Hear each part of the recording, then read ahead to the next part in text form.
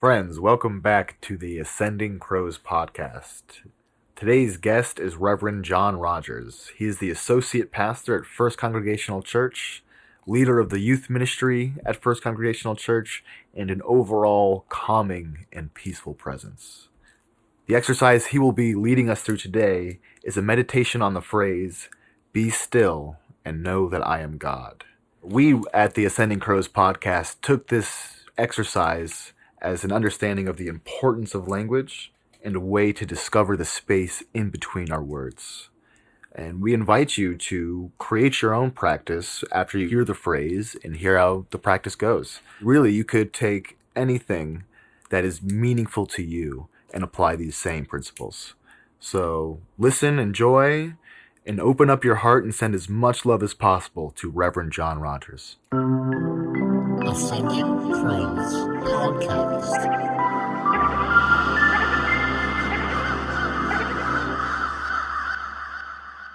All right, well, I'm very excited to be a part of the Ascending Crows podcast today. The spiritual practice that I'm excited to lead you all in is called Censoring Prayer. And I'm going to say a sentence from Psalm 46. And then as we go through this prayer, I'm going to take away a word from the sentence. And as you stay with the breath, meditate on the sentence. If you find that your mind is wandering, that's fine. Just return to the breath again. And try to intuit the movement of your soul as the sentence changes as we take one word away. All right? So please get comfortable in your chair, both feet on the ground, back straight but not tense, and begin by simply connecting with your breath. In the Christian tradition, we say that God is closer than our very breath.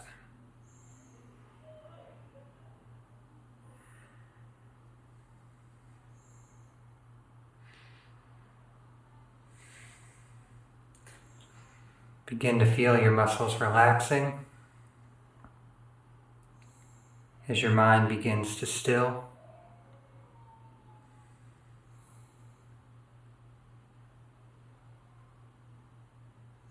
And join me on meditating on the sentence, "Be still and know that I am God."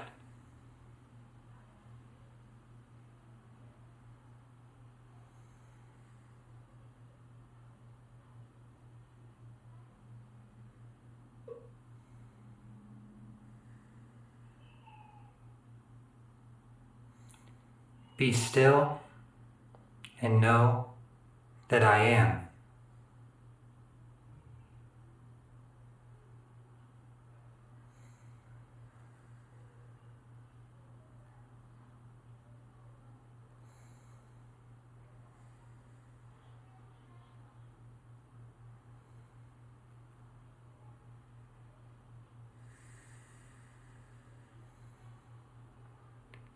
Be still and know that I.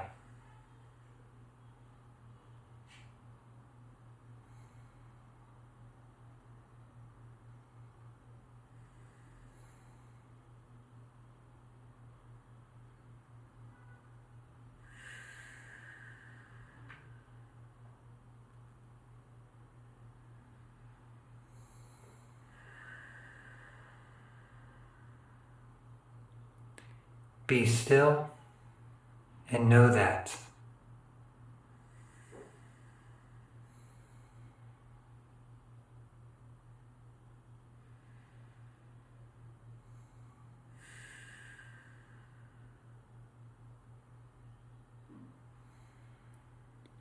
Be still and know.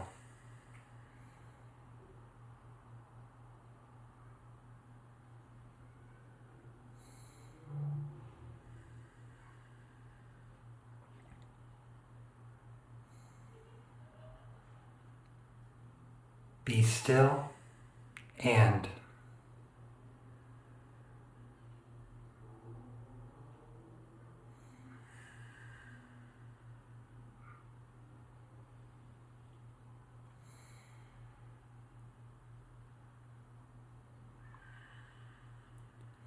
Be still.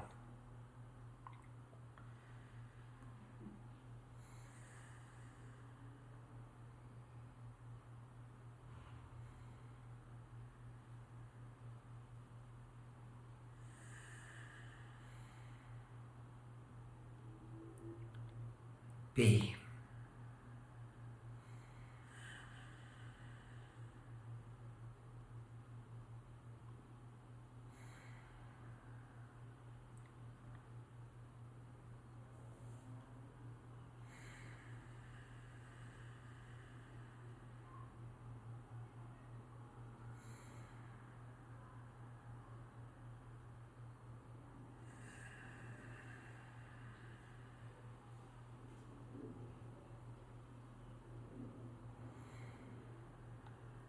When you feel ready, gently open your eyes.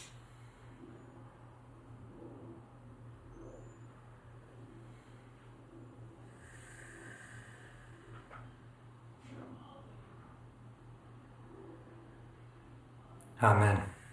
Amen. Amen.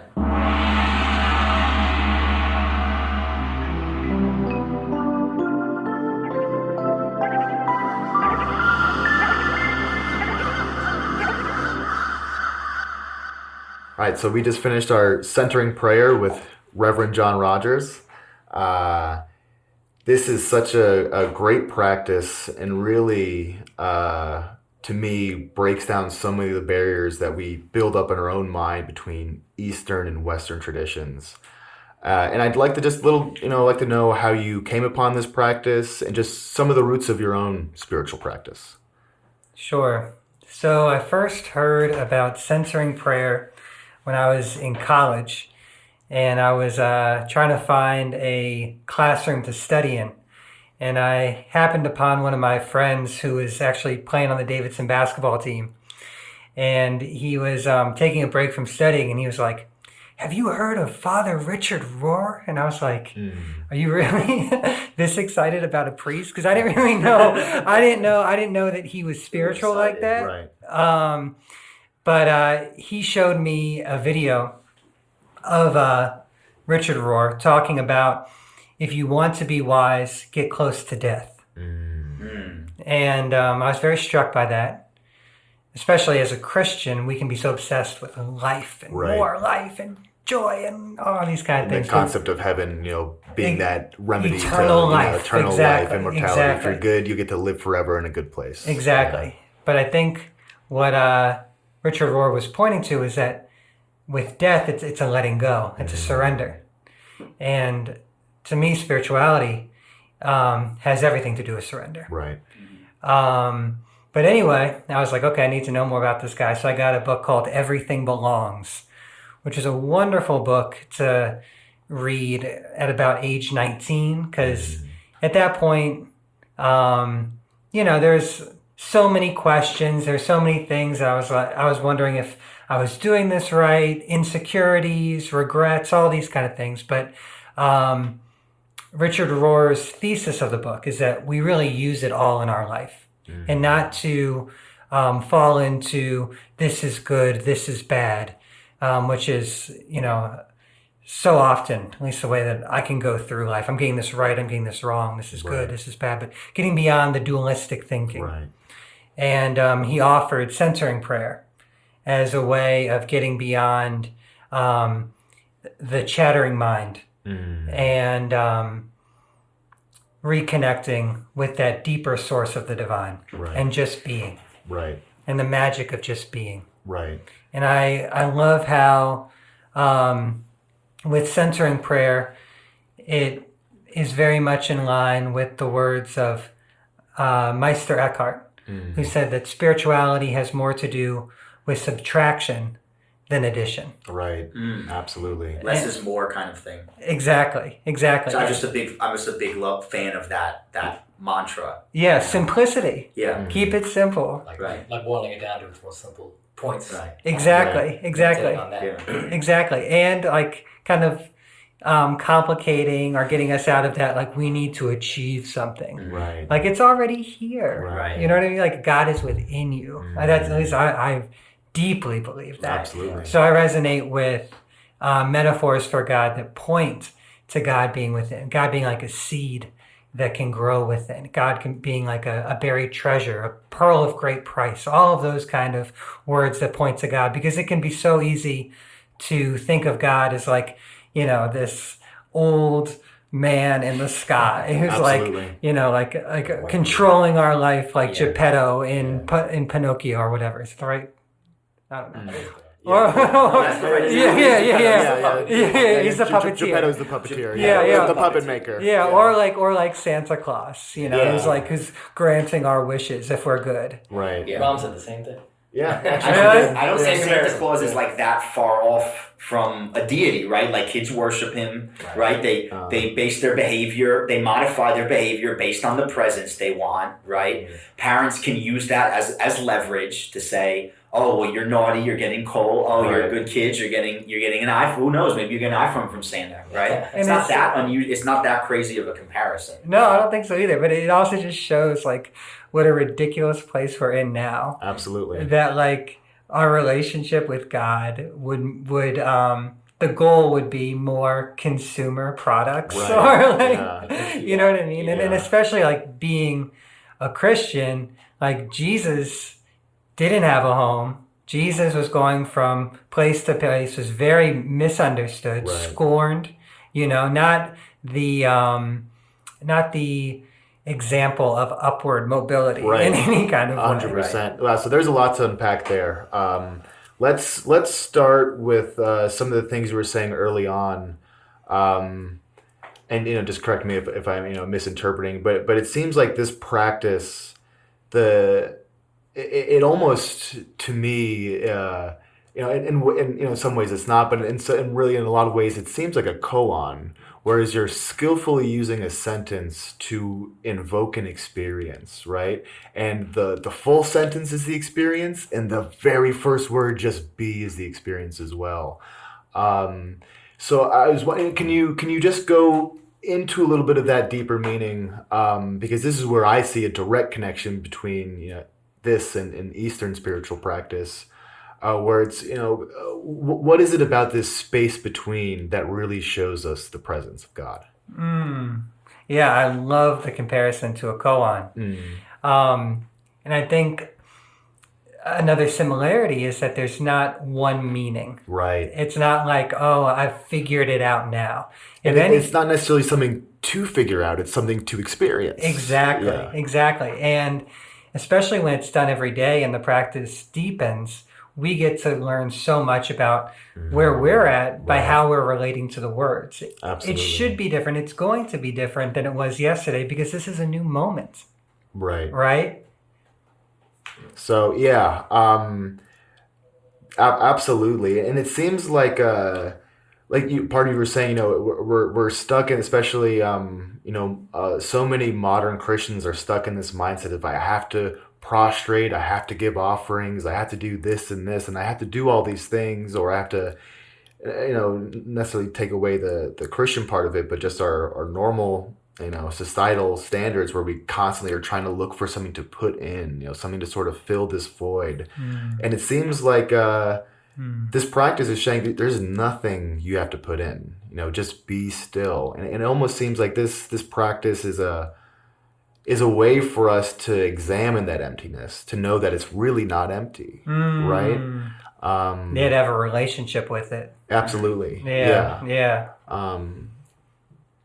And so another thing that this reminds me of, it's this concept that's called dependent co-arising, which really means there is no a phenomena in the entire universe that is an isolated incident, right? So if there is something that's being observed, there has to be an observer, but that since those two rely on each other, they're actually not separate, that they're one thing. So it seems like, be still and know that I am God, and then that connection to be is trying to, also really show that connection, the observer, the observee, it's all just one, right? Yeah, exactly. And just the distinction, I'm the subject, this is the object. Right. These are this is a function of the mind, which is extremely helpful. Yeah, it's important for our survival, definitely. Yeah, absolutely. But I think that the spiritual practice can awaken us to, it's more like we're all in a common ocean and expressing ourselves as different waves. Right.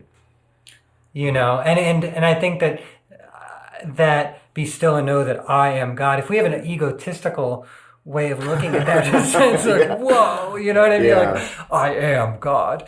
But I think the deeper meaning there is that there is that of God in me. There is that of God in you. There is that of God in the person that you cannot stand. Every single human being is a child of God. Right. And if we really saw one another as truly all children of God, I think that we would relate to one another very differently. Absolutely. It would definitely offer you, it would give you a lot more compassion to the person who seems to be the most aggressive towards you. When you can understand that they're just another emanation of consciousness, like you said, a child of God. I guess sort of I don't want to say that this is the Buddhist viewpoint, but when we study Buddhism and we boil ourselves down to that raw element, we see that element as consciousness, right? So we're all these conscious beings walking around, and we're all formed by these different things. So that when you break down that connection, you break down that raw material that we're all composed of, and that's just that base level. Yeah, absolutely. And we're all falling short. We're all like, you know what I mean? Like every person is such a mixed bag of things that I think the other thing that I see is very essential to particularly the Christian path is getting over judgment. Right. And just always just trying to judge this person is wrong, this person's better than that person. It's very ridiculous for any of us to truly stand in judgment because we haven't walked in the other person's shoes. So how are we going to pretend to know? Yeah. It kind of relates back to like the Santa Claus thing, like how like seeing God as like a Santa Claus figure of like, you said judging them. If you are good things will come to you. If you are bad things will come. That's kind of like along that kind of way of thinking about the like a divine spirit of like I guess so many people who do believe in like any kind of a higher divine being use it as a way of like to judge people because of like you're supposed to act right for them, so I can judge you based on how I think you're acting and what I think will come to you based off of that. So it's interesting to hear like the flip side of that kind of thing, that doesn't have to be the way you think of a divine spirit, right? Yeah. A divine spirit, like something you said before, will have no discernments. They don't. That presence of divinity erases the concept of you and me.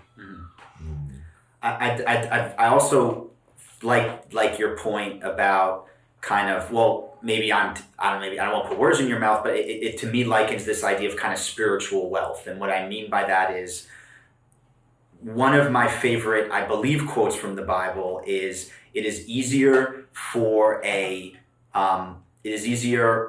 camel to walk through the eye of a needle than it is for a rich man to walk into the gates of heaven. You got it. And I now feel like I misunderstood that quote, because I took that quote to be that there were concessions spiritually that the rich man had to make, and I don't necessarily believe that to be the case. But I think that the idea that the idea that I could say that a janitor who's somebody who's a man of God and feels very happy and very fulfilled in his life is in a way wealthier than Jeff Bezos. Not to pick on him, maybe he is spiritually wealthy, but let's assume he's not for the sake of argument. Right, and now that's what I take that quote to mean, which is that if not to pick on Jeff Bezos personally, but just the idea that the parable of the wealthy Wall Streeter who has 10 cars but is miserable, as opposed and who envies the guy who has a little fruit stand in front of his neighborhood, who's really, really happy because he has a relationship with God and he teaches that to his family. Yeah, I think you're right on it, and particularly the Hebrew Bible, which is sometimes called the Old Testament in Christianity. Sure, yeah. Unfortunately, I don't really like that, the Old Testament. I prefer to say Hebrew Bible, but the prophets in the Hebrew Bible speak so much about idolatry, and money can become such an idol. Absolutely. Right? Of course, yeah. And then once you start like fixating on money, it's really hard to stop. You Yeah. just start seeing everything through that lens. Yeah. And especially when we can get over just seeing heaven as like the afterlife, but seeing heaven as a state of being.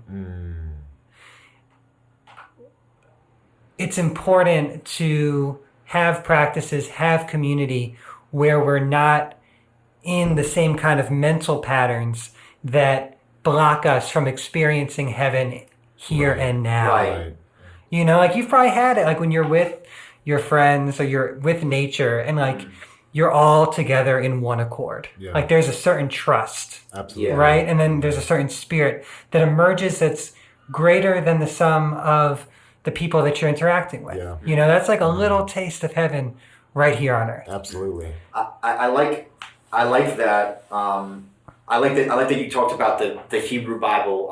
For context, my father comes from the Jewish faith, and not being particularly religious, but growing up in an a Yiddish immigrant background, went to Hebrew school and all these things. And I think it's interesting how it does. I do wonder if maybe his perspective on the after, he claims that his perspective on the afterlife is a bit different than the Christian one, what resonates with me about him is that heaven in the here and now kind of manifests for just like experiencing an extreme harmony, right? It usually comes in the form of things that kind of sound silly to everyone else in my family, like maybe we just go to a really nice bar that's by the beach, right? And the background is really lovely, and he enjoys talking to the business owner, and he enjoys our time there, and us being able to share that moment, especially, and it does. And to the point where he'll bring it up years after and be like, that's one of the few things he ever seems to remember is like years out of the fact, like, oh, remember that time we went to that nice restaurant in Italy or wherever it was, and how great that was. And now I'm starting to realize that I think he's talking, that's a spiritual experience for him, as you described it. It's not a purely, it's not just it's not a sense of happiness. It's something much, much deeper than that. How did you phrase it? Being in harmony? Yeah. Yeah, I think that's beautiful. And to me, the other important piece of that is that within the Jewish tradition, the Christian tradition, Islam, there's a common emphasis on justice. That in order for there to be experiences of of heaven on earth, there also has to be an element of everyone's basic needs being met. Right. Like the Maslow's hierarchy of needs. Particularly Islam, sorry to cut you off, in terms of the Islamic finance, that's like a big point of that, I understand. Yeah, well, or I mean, I'm no expert on that, but just to continue with that point, it's hard to have these kind of experiences of God if your belly's hungry. Right. You know what I mean? That's very interesting. It's very interesting. Yeah, like you ask a hungry man, do you believe in God? And you might have a different answer than someone who was well fed or something like that. Well, what's interesting is in my experience, this is I'm casting way too wide of a net, but it's often a hungrier person who has a deeper relationship with God. I was going to say, yeah. Because often the rich person can convince themselves, and I think we see this all the time, the only person I need is me. Right. Right? Yeah. And my degree, I don't need anything else. Right. I have it all figured out. I have it under control. Right. And whenever you think you have it under control, you're closing yourself off from where it really gets funky, where it really gets fun, where it really gets spiritual. Yeah. I think there's something to be said, especially about our country and our current economic system, that these two things certainly they can converge and be one, and you're truly a lucky person if you have this. But it really seems that pursuing for lack of a better word, a money-driven life doesn't allow you to really fully experience that sense of spirituality. If you're only consumed with getting more and more and more and more, you're veering away from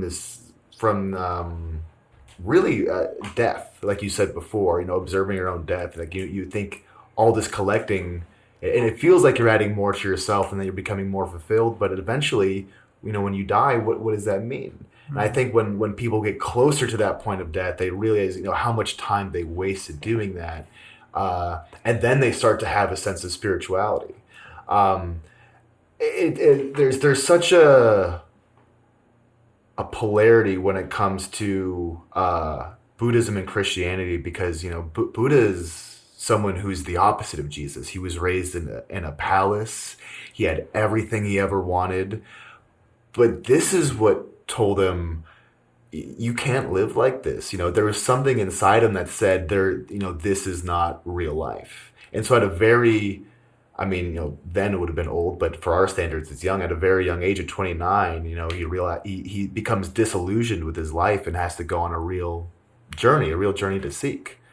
And so that, he pushed himself through all these, shamanic devices of self-mortification, and realized that's not the path either. But he had to experience living in abject poverty he realized that wasn't the path, but he still had to experience that to grow closer to that connection to God. If he had just continued living his spoiled life, he wouldn't have really seen it. And I think that just this polarity between Jesus and Buddha shows us the meeting point of you need to be comfortable. You need to not worry about where your next meal is coming from in order to have that peace of mind to experience this. But if your mind is so clouded with physical comfort, having more than you need, hoarding wealth, then you're not gonna believe in God. You're gonna, like you said, you're just gonna think that you're this self-sufficient being. But really, it's the way the universe worked out that you got lucky and ended up in this spot. Yeah, absolutely. And I would imagine that both Jesus and Buddha would agree that the aim isn't even believing in God. Right. That's on some church stuff. Yeah. You believe in God. Great. Okay. Okay. Yeah. Like how many people say they believe in God and yet are acting in exactly the opposite way Absolutely. that the prophets and the teachers instructed us to live. Because that's the beauty. That's the beauty of it, is that it's all simple. It's that word simple. Is your heart loving? Is your heart open? Right. Is it leading you there? Right. Because I think that the spiritual practices, particularly now when it's like we're sitting on Zoom for hours on end and we are all addicted to our phones and social media, the practices are just so refreshing. Absolutely. It's like they're like a return to a home and just a deeper way of being, Right. But the practices should be leading us into greater service to the world. Absolutely. Sure. You can't just stay there. Yeah. Sure. So yeah. Yeah, that I really like that last thing you said. That's the concept of Mahayana, or what they call. It's really a bad translation, greater vehicle, because that name suggests that other Buddhist paths aren't as good as this one. But the full intention should be set on helping others and building a community. You open the Sangha to welcome other people, but then you also use that community to help other communities, right? And I think that's something that really is starting to become lost with some of these, greater traditions, especially, like the establishment of the Catholic Church. It seems like that somewhere along the line, how long ago it was, like over 1,000 years ago, things got skewed to just you no longer help people, you help yourself. And the idea is like, oh, we need this great place to worship God. But it seems like such a direct contradiction to the level of compassion that we're supposed to have as spiritual seekers. Um, and so, but what I think is still amazing is that there are still so many people within that tradition of like you were saying, Richard Rohr is a Catholic priest, correct? Yep. Franciscan. Yep. So, tell us a little bit about how these people emerge from that path, and and really how that helps us break down that sense of us and the other. Where does how does someone like Richard Rohr emerge from a background like that? It's mysterious in that it's not like you can find like one biographical progression, Right. because there's so many lights within so many traditions, and there are lights that I probably don't identify with any tradition, but I Right. think that it's the question: are we willing to be awake? Mm, Because there's a lot of things that can put us to sleep, right. and being asleep, we can be successful and we can be asleep. We can be very, very smart and we can be asleep. But when we wake up, and I'm not saying that I'm fully awake by any means, but even just these glimpses of being awake, you wake up to the suffering of others and the Right. suffering of life, which I feel like Buddhism has taught us so much about. Right. And you also wake up to the wonder of it all. It wasn't Buddha's moment of enlightenment. He was sitting under the tree, Yeah, and the didn't he Bodhi touch tree. the ground? Exactly. He was facing Mara, and essentially before he even touches the ground, Mara is coming after him with everything. His first thing is you're not going to be able to teach anybody this. No one's going to understand this. You might as well give up. And then the Buddha sort of recognizes that, but he's like, why would I give up this path just because I can't teach anybody else? And then the other thing is he tempts him with his power. You have such amazing realization. You could be king of the world. You could have everything. You could have all these consorts. You could have all these riches. And he's, I don't need any of that. Why would I need any of that if I already feel this fulfilled? And then the last thing Mara does to him is he threatens him. He gathers like this whole demonic army and says, I'm going to come after you. And it said that the army of Mara launched thousands of arrows at him, and as soon as they would come into contact with them, that they turned to flower petals into the ground. Then after this moment, he says, he touches the earth and says, the earth is my witness that I've done this, that I've broken the chain. So yeah. And it's a remarkable how similar that story is to Jesus' temptation in the wilderness. Right after the 40 days of fasting, correct? Yeah, right after his baptism. Right after his baptism, okay. Which I think can point to, and we see this in various forms, but when you do have a deep spiritual experience, like Right. Jesus did during the baptism, there can be all these temptations to use it for causes that are not love and justice and radical hospitality. Right. That can be much more about self-aggrandizement, gaining power, gaining wealth, and that's extremely real. Those temptations are very, very real. Absolutely, and I'm just glad that you brought up John the Baptist, because it seems like those temptations, they're not only on the person who's being initiated, but it's on the person doing the initiating as well, right? It seems like John the Baptist had to recognize this is the son of God. This is the true prophet. So because he saw that, he and I just want to go back to the prayer as well. John the Baptist was that dude. He was like Obi-Wan Kenobi. Absolutely. He was able to recognize what was coming and to be able to point it out and say Right. I'm making way so you all can follow him now. I mean, that's just such a beautiful expression of humility. But John the Baptist was also just like going so hard that they had him killed. Yeah. That they had him killed because he was Mr. Justice. Right. You know, if it was the reggae world, John the Baptist would be more like Peter Tosh, like burn down Babylon. Exactly. Very, very aggressive. Well, Jesus would be more of like the Bob Marley. I love that analogy.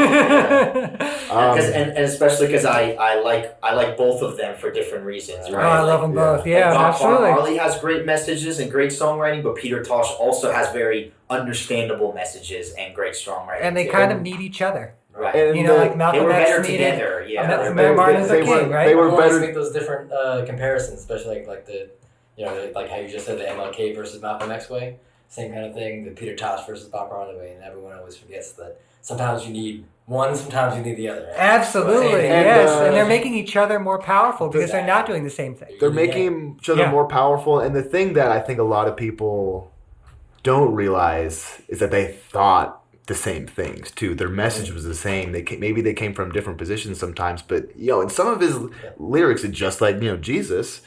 You know, sometimes Bob Marley was angry too. Sometimes Jesus was angry, right? So absolutely, just different methodology, right? Yeah, different methodology, and I think this is a point I wanted to go back to earlier. I'm glad that we talked about this. There's something about words themselves that. The reason we, baptism is not just some ritual we do. It's like a transference of energy. It's initiating someone into a community, but it's also I don't believe that you need baptism or any other sort of ritual rite to feel the presence of God, but it's certainly a catalyst that helps us become open to that presence of God, and it happens from. Of course, within ourselves, but with also the aid of somebody else. I'm very interested in this phenomenon that's referred to as the master to disciple succession, and it's basically a current of energy that's passed down through generations and absorbed by different people. Mm-hmm. And there's certain people who come along that current of path that are just seen as these. True embodiments of the natural spirit. Jesus, Buddha, so many different traditions and so I think prayers like this centering prayer, I think they carry that power as well. They really carry this current of energy that comes with our words. Our words are so powerful, and they can actually directly affect somebody and cause something to happen inside them. Yeah, and what I hear in that too is that a lot of the rituals, they're initiations. Right. They're initiations. They're marking a certain stage of life. They're crossing a threshold from one stage to the next. And it's very powerful to do that with someone who's an elder, who's been through it. Right. It's very powerful to do that in the presence of community, to be witnessed as you take that step, right? But again, it's, as you were speaking to, ritual should be alive. Yeah. When it becomes about just the ritual itself and it becomes too mechanical, it loses meaning. Yeah, it's almost like music, right? Like if it's just about playing all the right notes and that's what it becomes all about, that's not great music. Right. You know what I mean? That's not Sam Cooke. Yeah, I like in that aspect. I like in that part of that aspect of music theory to and I think this can be applicable to your analogy with religion too, where that to me is more like algebra than it is. It's not music in an artistic sense. Right. It doesn't come from it comes from a sense of, at least the way music theory has been taught to me. I don't know if Manny, you've had something different about, the theory God. It doesn't have to sound nice. You just have to do it, right? You just have to do it. And I do think you see elements of that in religions as well too, where that probably that leads me to a point I've been wondering this whole conversation, which is how I think it's interesting that I never really had a meditative experience at a church before. But then once I started meditating myself, and now we're starting to talk to these thought leaders in spirituality, like yourself and Reverend Evan Roloski, and then I'm doing these same prayer practices and like, oh yeah, like that is meditation, right? But I think it's so strange how I was cut off from that in the way it was taught to me, and I assume that was the way it was taught to my mother, I guess. Even though she meditates and she does these things, I've never heard her connect that to the church, to especially a Roman Catholic church, right? Church is this very rudimentary thing. Catholic church is like, you get in, you sit down, he does some chants, they speak Latin, you have the body of Christ, you have the wine, and then you go. It's like it's clockwork, right? It's 9 a.m. to 10 a.m. on Sundays, and that's what I didn't like about it. Yeah, and I think you're bringing up such an important point, and I think it's that now we draw this distinction between religion and spirituality. Right. Yeah. Kind of like they're like against each other. Like I'm spiritual, but I'm not religious, or I'm religious, but I'm not. Exactly, because the vehicle, what a religion should be, is a vehicle to keep the spiritual practices alive and done in community. Right. With like more of a like a driven, like, not goal, like a thing to focus on, or focus that spirituality on. And a tradition to put the practice within, and a worldview that situates the practice in the context of stories and songs and people and rituals that can really provide it with such a full life. Yeah, I think one of the biggest problems that, especially people of our generation had in this concept of spirituality and religion being two separate entities is that, we really grew up sort of being told, especially if you went to a Catholic church, that any practice outside of Christianity, Catholicism specifically, but especially any practice that comes from a different part of the world or an entirely different religion, thought, sphere of thought, is devil worshipping. This was, I remember I had a professor who said, and this was actually, I thought this was a guy who really exhibited a deep sense of gnosis and spirituality from the Catholic faith. But he said that, meditation, zazen specifically, was quieting yourself down so that the devil could enter you. And that the Dalai Lama was a megalomaniac. Yeah. And that's just a misinterpretation. I think some of these guys actually, I think a lot of them come from a place of controlling and just wanting people to subscribe to one faith. But I think some of these guys are victims that, they actually do have this deep sense of spirituality, but they got locked in the language. They were told their path was the only one. This interpretation is the only interpretation of God and spirituality. And because when he talks about, God, he would speak of God of, just being this emanation of the universe, right? This thing that's ever changing, ever evolving. And like, wow, that's a deep spiritual insight, and that seems to fall in line with what I believe. But I'm not a Christian, if he knew what I practice, and he would have kicked me out of his class, you know what I mean? So I think that there's this trap of and this certainly happens in Buddhist schools of thought too, though, where they think their view is the only view as well. But it seems that people can fall into this trap where they have an experience, they become so open by it, but they also get skewed because they think that, like, oh, I prayed to Jesus, and so my devotion to Jesus is what allowed this practice to happen. Whereas, that devotion to Jesus is a very strong way to experience this, but there are an infinite amount of ways to experience this. And that once we can understand that we're talking about the same thing, maybe we're just speaking in different languages, you know what I mean? Very much. And language in the sense of an interpretation, right? And just a different interpretation of the same viewpoint. I think getting that thought into the fundamentalists is a way that we can re-embrace true spirituality and sort of begin to strip away the dogmatic entities that inflict these major institutions. Oh, I think it's so important. I like that. Yeah. Yeah, I think it's crucial. Mm. And I think particularly growing up where we grew up and seeing the way that the U.S. responded to 9/11 Right. to basically make it a religious war, Yeah. Yeah. right? A tool for nationalism in the political sense. Exactly. A way to And using- fearmonger against Islam. Yeah, exactly, absolutely. And using Christianity as Yeah. a tool to wage war. Yeah.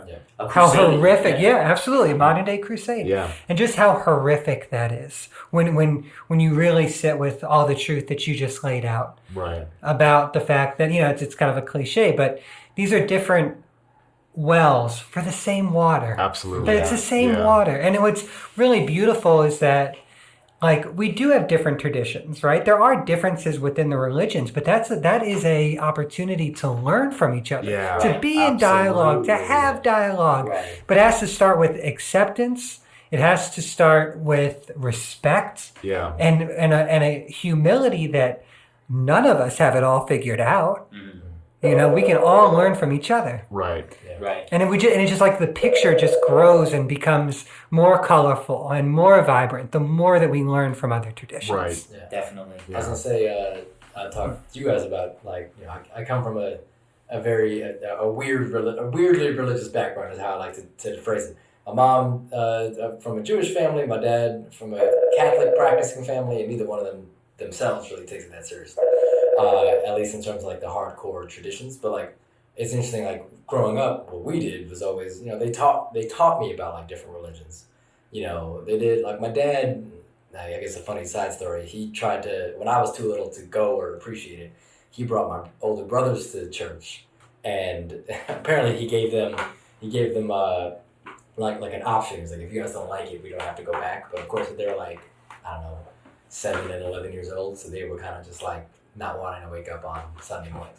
So and then so it kind of was interesting for me because then by the time I got old enough to go, they weren't going anymore. But so that made it like I don't know. It just made it an interesting way to learn about religions for me because then we had our own traditions like from my mom's side, and I think she got this from her dad, my grandpa's Passover traditions. Mhm. Every Passover, he was a professor at Rodgers, and so he would invite people, especially international students and professors at Rodgers, to come be part of the Passover Seder.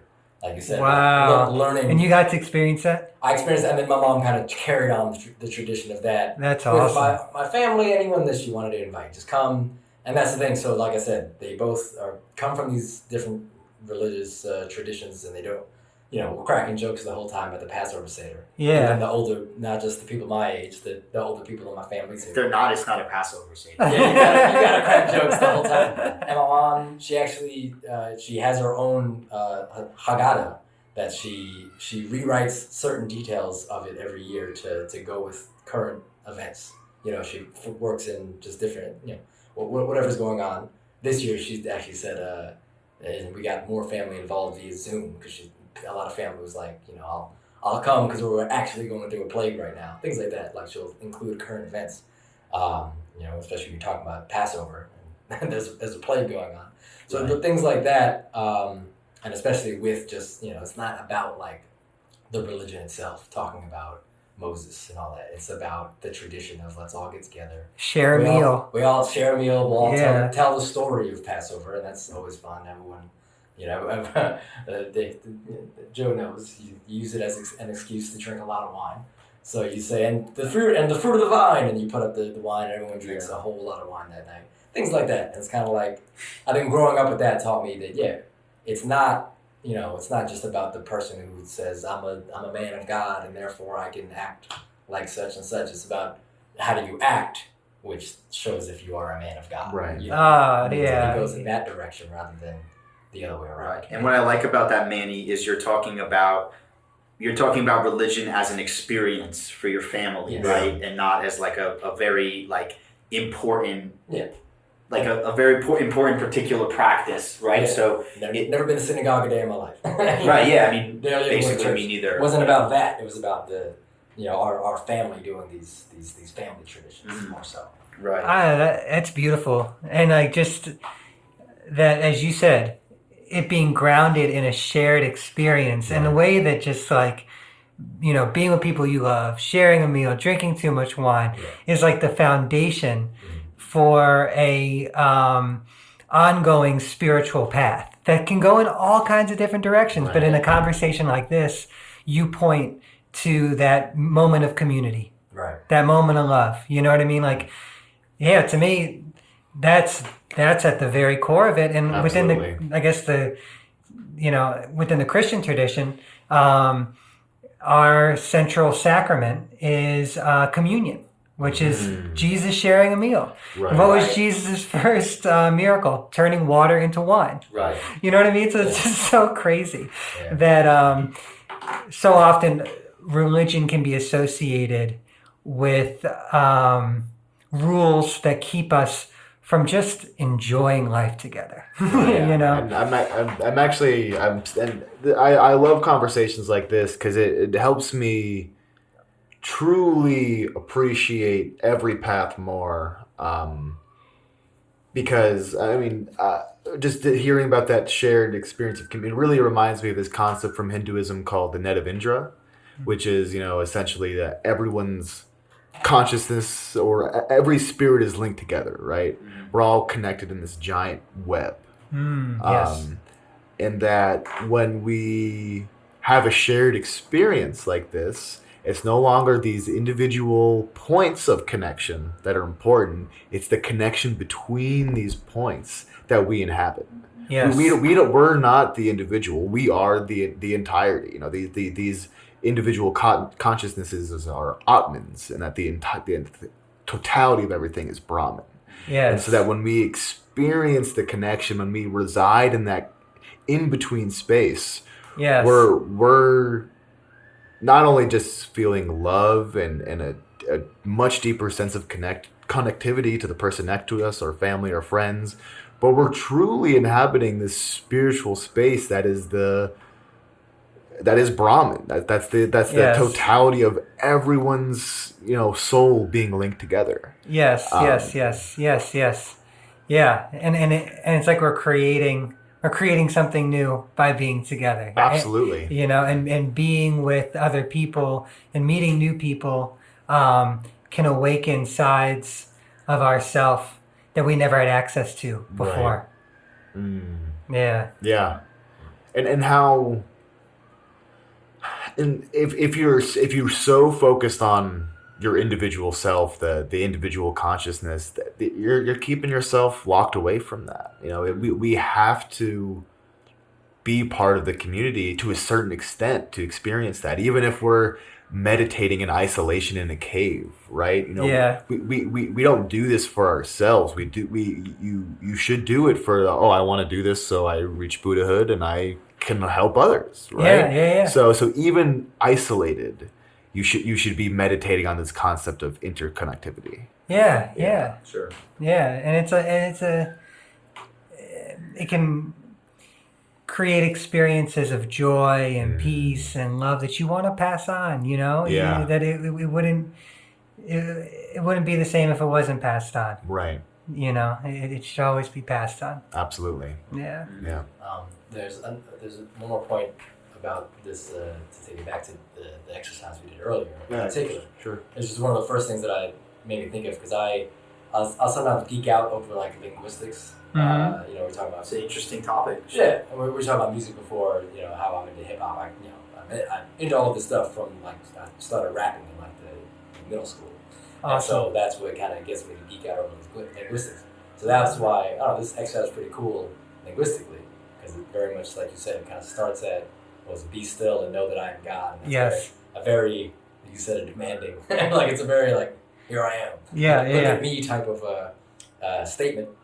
And then little by little you go down to just nothing. Me, right? Yeah. Statement and linguistic, I thought it was cool. That's a great interpretation. It reminded me when we started. I instantly thought of there's this thing I saw on Facebook one time a long time ago, just showing the importance of it's kind of like this, like linguistics and punctuation. The example I saw was like two sentences with different punctuation.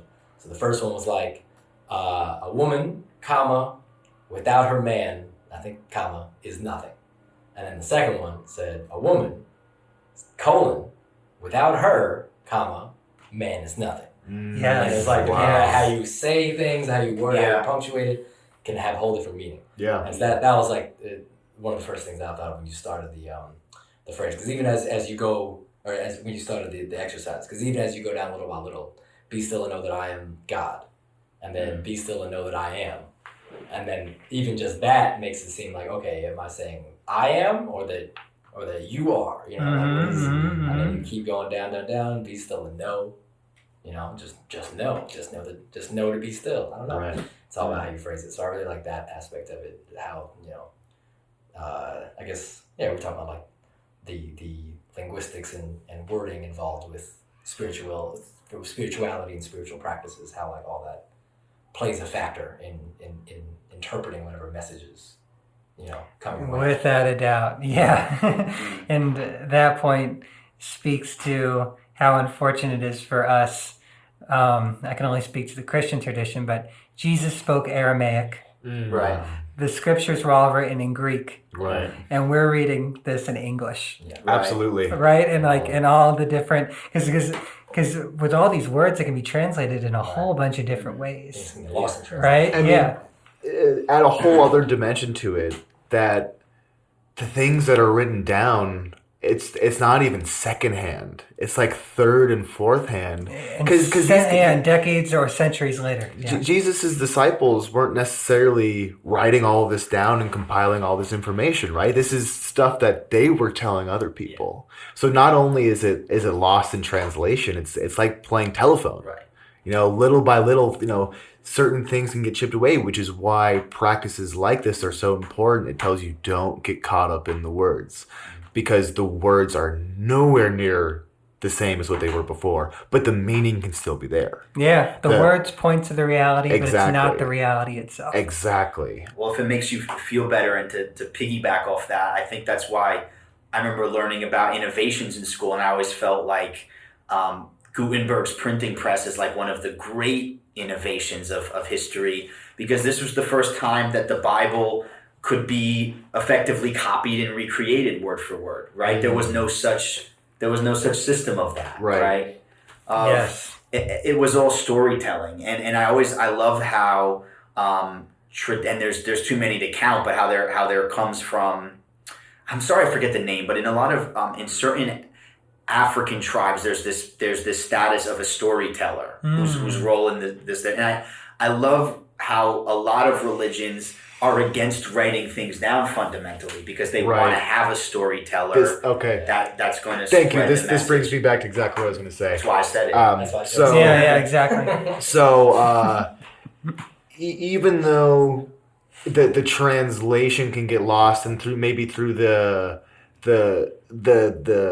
way that it's, you know, we play this telephone game, you know, for lack of a better phrase, the way that the text get passed down, the way that things get lost in It is translation. telephone. What doesn't get lost is the current of energy, right? The actual succession of master to disciple, because that connection's always there. I mean, I know that at least I see the relationship between Reverend Ann and you. Really, I see so many things that you guys like when you guys meet up, and when I see you guys having these conversations and the sermons you put on, it almost seems like these spiritual explosions go off, right? Like the way that you guys work together is such a there aren't words for it, because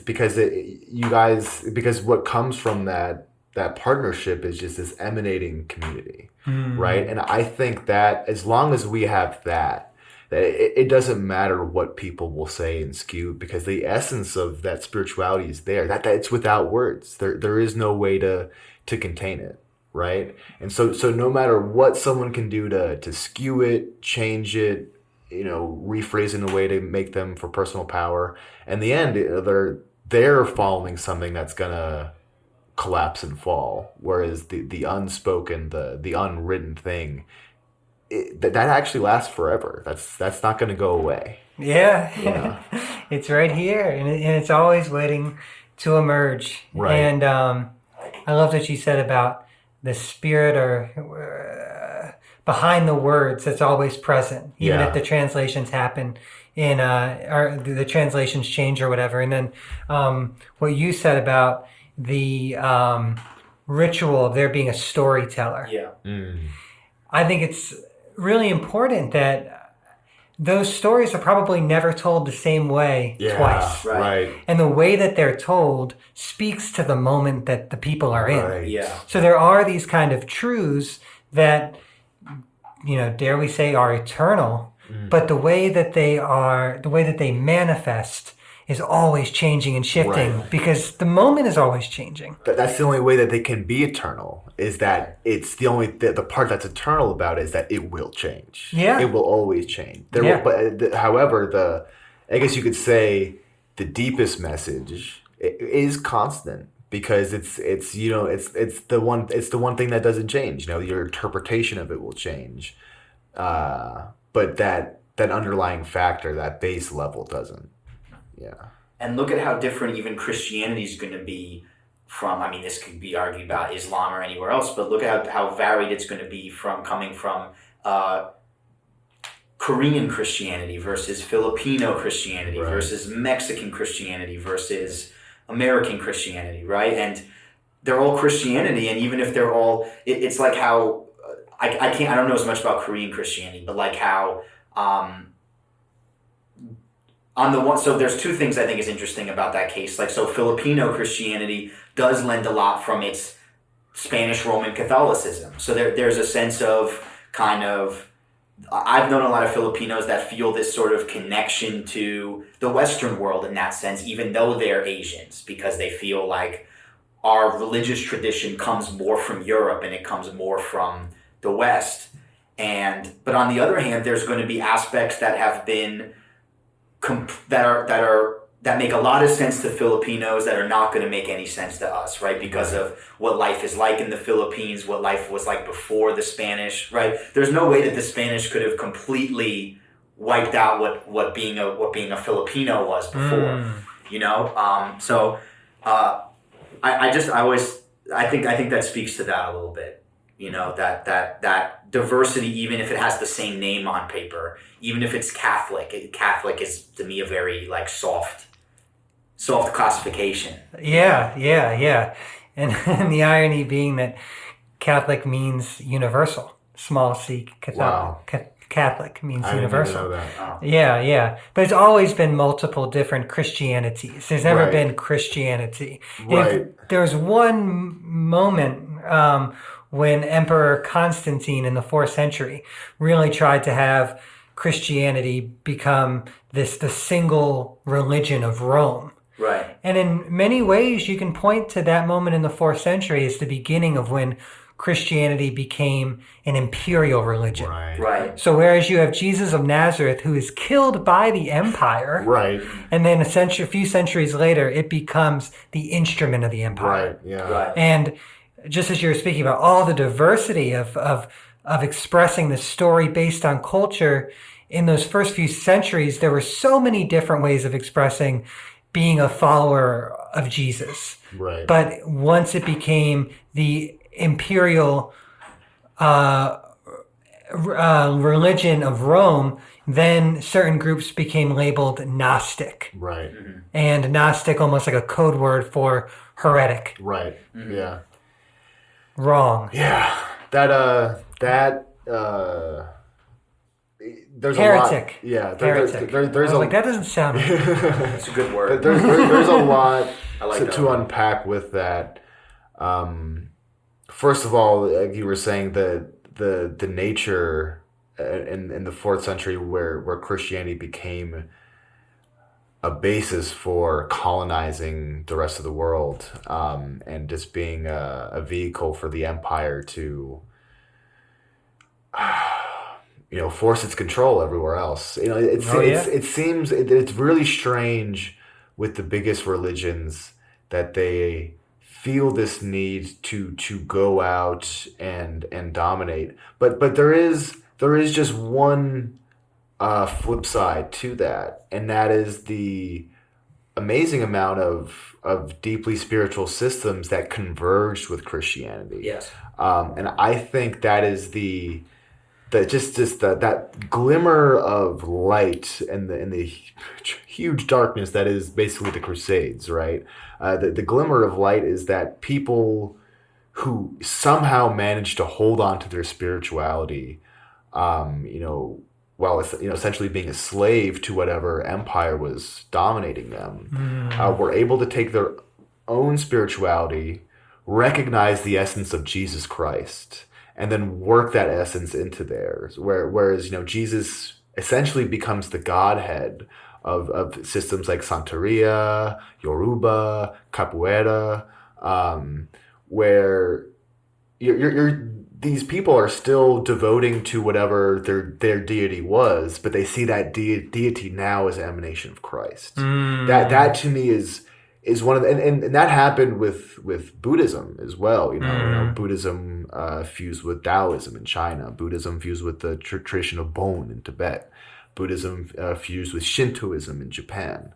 Whereas really, it seems like these religions like Buddha and Christianity that have this centralized figure. It's so cool when they merge with these polytheistic traditions. Yeah. And we always get in trouble when we try to paint with too broad of a brush. Right. Yeah. Right? Because what you were saying makes me think of the fact that first, I think anyone who identifies as Christian has to be so real with the imperial history and the role that Christianity played in slavery in this country. Yeah. Right. You know what I mean? Like really sitting with that. Right. But then at the same time, if American Christianity has any integrity, in my opinion, or the vast majority of the integrity of American Christianity comes from people who were formerly enslaved. Right. The spirituals, Dr. Martin Luther King Jr., right? Coming out of that tradition. So you can never paint with too broad of a brush. Absolutely. Because there's a way that, as we've been talking about, the spirit gets through. But the question is Christianity being used to liberate people, to make them more free, or is it being used to control people? That's what I like so much about what I know about the Southern Baptist faith is because I do think it does come from this very dark legacy of slavery and social justice, but I found it to be the most spiritually strongest faith that we come across in the US. So I, like, to your point, I find that because I always felt like the civil rights leaders and because I think, and I don't think that's a coincidence. I think it's because Christianity religion became a tool of empowerment for people, whereas that might not have been the intended purpose initially. It might have been a way of kind of brainwashing you and getting you away from what your tribal identity was and whatever the life that we wanted you to leave behind when you came to America. But I think through time it became embraced by people who I think at a very, very low point in history really needed that, Yeah, and just something to what you were saying, John. You were asking whether or not Christianity is imprisoning us or setting us free, and I think it's up to the teacher, but it's also up to the interpreter, right? You could be part of a completely dogmatic community, but still hear the message yourself, right? I think that what people did when they became enslaved and were forced to do this and forced to practice this religion is that they found the underlying message there, and then that created this new current of energy, which led all the way up until the civil rights movement and manifested as Dr. Martin Luther King and all these other people, and it's still here. That energy is still progressing, and we see that in the way where we every single day we continue becoming more and more aware about how infused systematic racism is with our government. It's something that our generation has really been privy to because of just the access to information we have. I think the fact that our generation was definitely treated a lot easier, so we were able to just have these experiences of self-realization and self-discovery. And again, I think that it's that can come from a courage to look suffering in the face, right? Because when you look at George Floyd having a knee on his neck for close to 9 minutes, how can that not awaken in a person the need to fight for justice, Absolutely. the need to say that things cannot remain the same, Right. And without maybe drawing too close of a parallel, but within the Christian tradition, we look at the cross and you see Jesus having the worst torture at the hands of power, but then that torture leading to the resurrection. Right. And not just Jesus resurrecting, but the whole movement being born. So you have this horrible moment, right, where the veil is lifted and the systematic oppression is for everyone to see on video.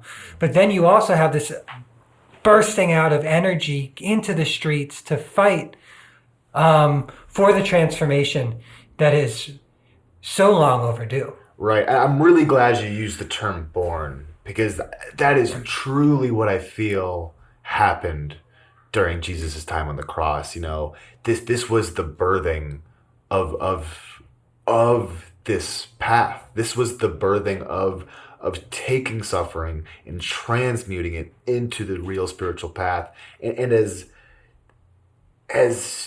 fucked up as everything is today, this is causing a catalyst of reformation and of realization.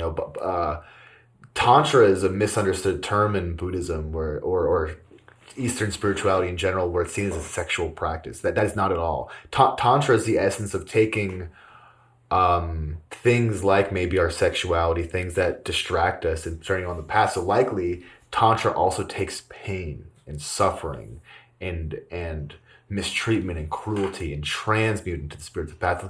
The thing that gives me hope is our generation. The way that we responded, people took to the streets immediately. There was no longer a sort of on the fence. Like, no, we are fully aware of this now, and people aren't going to stop until things change. Yeah, man. And that it's exciting. Yeah, it is. It's very exciting. It's exciting. I like that you're using the word exciting, by the way. Yeah, because I just think that it's kind of like Amazon is a perfect example. Human beings love comfort and we love convenience. Yeah. Sure do. And as long as we have Americans comfort, especially. as long as we have comfort and convenience, we'll turn a blind eye to the systems that allow us to have that comfort and convenience, right? Yeah. But with our generation, so much of the rug has been pulled out from under us, and we don't have the illusion of security that the other generations had. Yeah. It's not secure for us. We have no idea what's gonna happen. We have no idea what's going to happen. But that's also... That creates fear. That creates incredible fear, especially if you want to look back to trying to preserve what the past is, right? Yeah. The good old days. But it also creates unbelievable possibility because it was an illusion that we would ever want to go back to what was before. Yeah. With the inequality, with the racism, with the militarization, So what's going to be built up now? Right. And are we going to have the kind of fortitude to stay in the struggle to build the kind of world that we need to build? Yeah. There's actually a quote that I think I'd like to sum that up with, maybe just because it meant a lot to me, was change is neither inherently good nor bad. It simply exists, and you have to accept that. Will there be people who get hurt? Absolutely.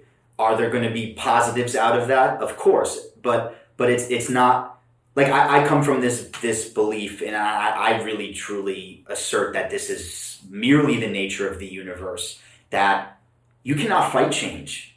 Change is like a typhoon coming to shore. It has happened. It's only, are you gonna pack your stuff and leave your house, or are you gonna say, no, well, this is my house, I'm not going anywhere, right? It's what you make of that. Yes. And I just feel like history tends to be better to the people who are able to adapt, right? As opposed to the people who want to sink with the ship because of pride or whatever the reason may be. Yeah, and just stay in the flow. Yeah. That's actually Absolutely. Your mom uses that so well, speaking about the divine as a flow.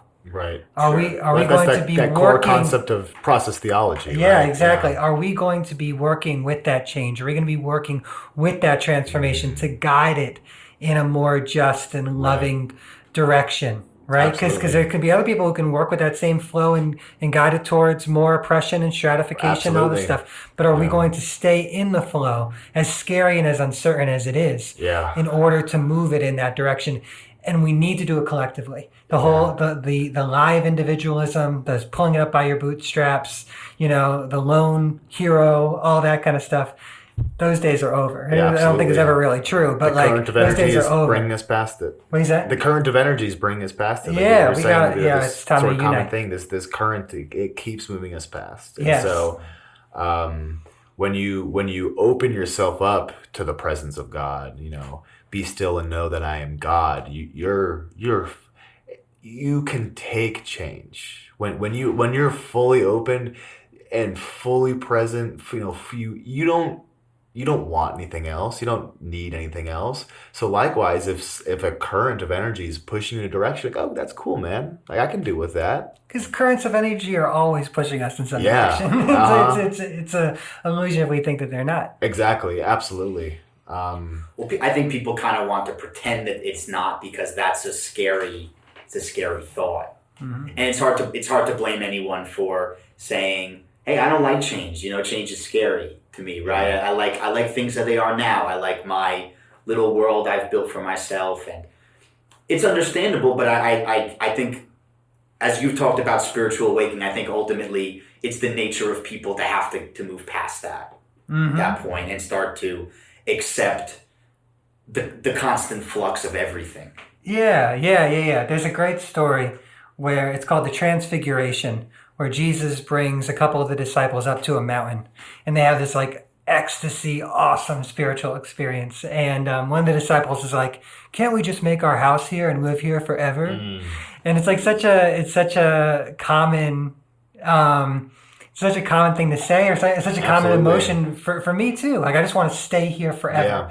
Yeah. This is why do things have to change? But what Jesus says is, no, we have to go back down the mountain. The work is in the valley. Yep. Right? But that doesn't mean that at another point we're not going to climb up another mountain and experience something amazing too. But then you just got to Absolutely keep walking. If the point was to just stay within that experience, we never would have been born at all, because we never would have been needed to be separate from God. Yeah. Right? We would have always stayed right there with God if that was the point, and just all be in that God great place. experiences new things through us. Exactly. That's the beauty. That's that concept you were talking about of this ever-changing energy, right?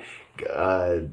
The universe is always expanding, right? It's always developing. It's always being destroyed. It's always creating something new. So this was a brilliant conversation, and I think a good point for us to stop. John, you always provide such a clear perspective of what the true Christian path is. and I mean, I know we were saying don't get locked in words, don't say this is the true path, don't do that. But but to me, I sort of have to do that with Christianity, because for so long I was so just disheartened by everything that I saw, and it really took me a very long time to see my mother as the person who she is, which is this being of emanating compassion. Absolutely. And of course, you see it as a kid. This is my mother. I love my mother. Yeah. Then you get to the point where you want to rebel, right? So Of course. I feel like that's what led me to Eastern spirituality. It's like, no, this is the path. Like my mom doesn't know shit. It's like, and then you see this person for who she really is, and you're like, oh shit, well, no, I didn't know anything. You know what I mean? But even that statement, you keep like, oh no, like that's all wrong. No one knows anything. We're all just going along this path. It's always changing. Thank you so much for joining us, John. It provides such insight for me. Just tell us where can we find you? How can people discover you? How can you get your message out?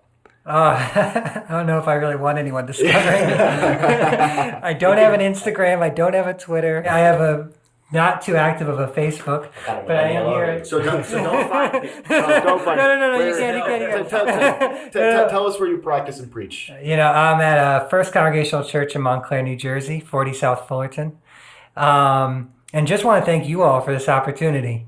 Appreciate that. Yeah, seriously, it's been a great conversation. I feel like I've been ascending with the crows here. Absolutely. This will be the first of many. So. That's going in the new theme song. I like that. That's going to be one of our samples. Let's put that. Ascending with the crows. All right, that was great. That was great. And Sam, I love how you brought it back to the original be still and know that I am God. Yeah. Bang, bang.